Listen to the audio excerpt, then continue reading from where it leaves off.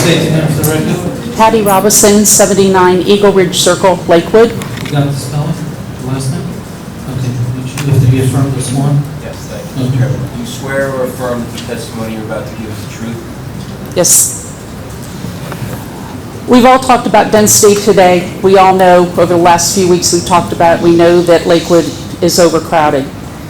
They're talking, the Lakewood Eagle Ridge Golf Course has been sold. They're talking about building 900 plus duplexes and triplexes with basement apartments, and it's supposed to be a 55 plus community. I don't know of anybody 55 plus that wants to live in a basement apartment. So what we're figuring is they're going to have, the 55 plus live in the house and then have their children and grandchildren living in the basements. 900 plus homes, you figure for the parents, that's 1,800 plus adults driving. You figure their children, there's another 1,800. We cannot sustain this kind of growth. We can't do it. Something has to be done. Please don't allow more density housing in that area. Please keep Eagle Ridge Golf Course as a golf course. That place could be a huge moneymaker. If it was ran right, there's already, you see all ages over there playing golf. You see, it's a beautiful area. Please don't allow them to turn that into density housing. We can't sustain it in that part of the Lakewood. Thank you.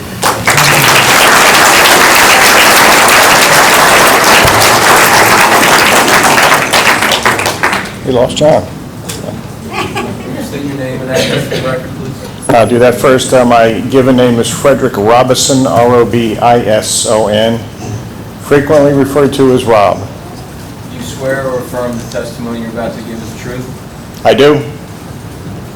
Let me make sure I can get the mic close. Good evening, Mr. Chairman, members of the board. Last week you were kind enough to allow me to speak and offer some suggestions. And at that time, I indicated that I would return with some documentation in support of those suggestions. There's an old saying in the planning world, and that's documents never lie. I will very quickly, because I know we've been here for a while, just indicate what they are for the record, and I don't know if Mr. Jackson's how he wants to letter them or not. The first one I mentioned previously was the August 4th, 1997 CAFRA permit for the construction of the fairways and the Eagle Ridge Golf Course. Item 5 on that permit says the deed restriction shall guarantee that the tree save areas will be left undisturbed except for removal of dead trees or dead tree limbs in perpetuity by the permittee or their assigns. And that I will respectfully submit. I'd also like to submit a map that shows all of the tree save areas, and this is a classic case where a picture is worth 1,000 words. A vast majority of the tree save area is on the golf course. I also... Do we have to mark them in as evidence? I'll accept a copy of each of them, but I mean, he's describing them pretty accurately. If you want to give the more arbitrary numbers, you can. the board's pleasure if I could go through all of them, and then we'll deal with the administration afterwards. Trying to keep under 4 minutes for you here. The next one is a site plan application, which this good board is very familiar with, at least the format of. It is site plan 1420. The present use describing the area is an abandoned gravel pit, vacant land, proposed use golf course for adult community project. Yet one more example that it was a major subdivision. The two, the golf course and the residential area, were heavily intertwined as recognized by CAFRA, DEP, and others. Changing gears rather quickly, in support of some of the comments made earlier tonight, there is a recommendation in the draft master plan for a public safety annex in the southwest. The specific request is that be 1536 Massachusetts Avenue, which is now publicly owned.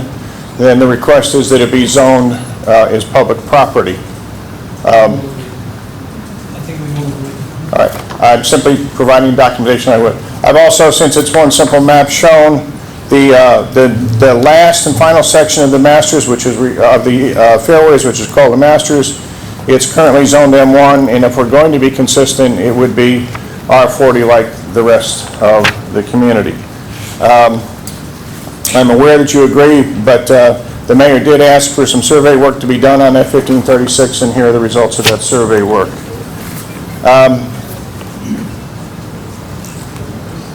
There was some confusion, to say it politely, about the history of the R40B ordinance, so I provided the entire 40B ordinance here.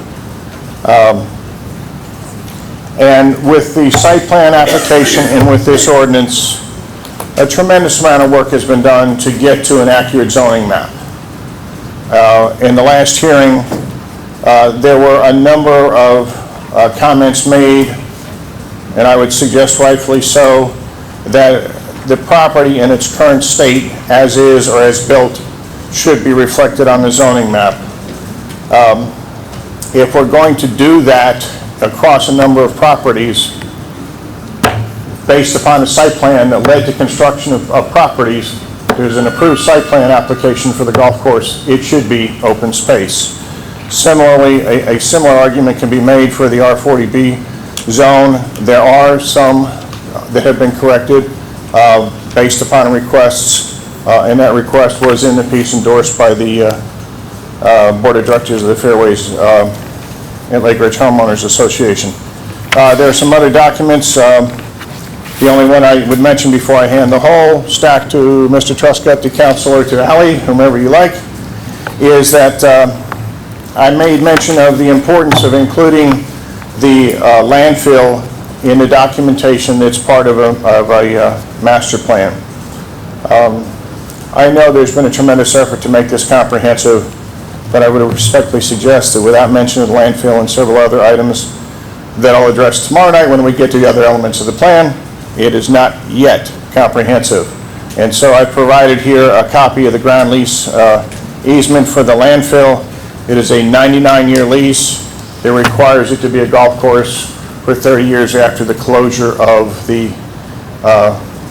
completion of the closure plan for the landfill. That closure plan is still ongoing. There is still methane gas testing. So those are the documents that I indicated to you that I would provide, and I'll hand them to the attorney. Ally? You getting back some of the documents I asked from you?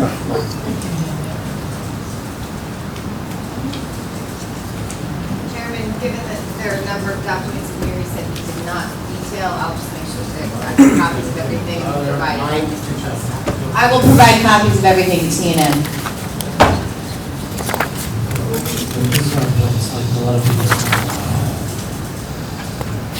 The last comment I want to make, and it's an update to the testimony I offered last week, and it was my passionate concern about the safety of our youngsters in this community.